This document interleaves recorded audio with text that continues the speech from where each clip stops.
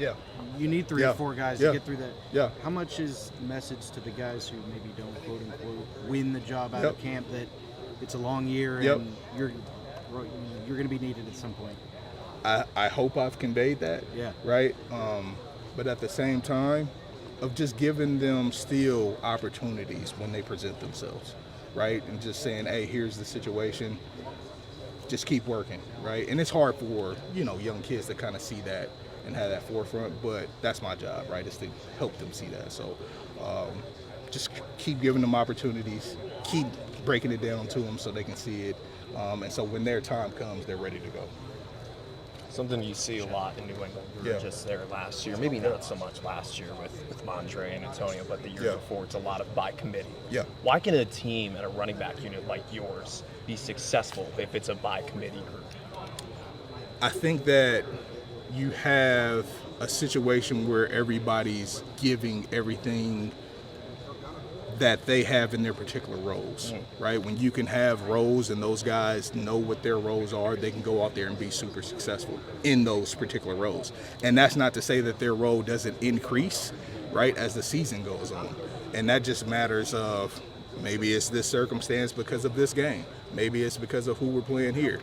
But all of those guys just, whenever their number's called, and it's no different than whenever their number's called right now in practice, they go out there and go try and execute to the best of their abilities, and that's all we can ask for. We saw a group last year in this offense that got better when it comes to the scoring offense, total yards as well. Yep. Why can your running back room continue to improve with this offense? Because it's year two, right? And so now with year two, they have a better understanding of what actually is happening, right? There's no longer that need to know what I'm trying to do. Now I need to know how I can do it better, right? And those guys have started to take on and added that to their repertoire of like, hey, coach, what about this? If I see this look, what do you think about that? And that's the cool part. When you have that back and forth and that conversation, that tells you as a coach that these guys are starting and they're ready and prepared to go take that next step. Amari, thank you. Yeah, absolutely. Amari entered the last year as the starter. Is he kind of the guy who's got the inside track for that starting job coming into the year? I mean, you can say that, right? But at the same time, all of these guys, right, are doing everything that we ask them to do. And so who knows how this thing plays out? And that's what I like. The fact that we got a competition going on right now, and these guys go out there every single day and compete with themselves, but compete with each other, but also love each other, right? And you don't really get that sometimes, and there's no ego in this room, and that's the great thing. They just want the best for whatever, and that's what we strive for.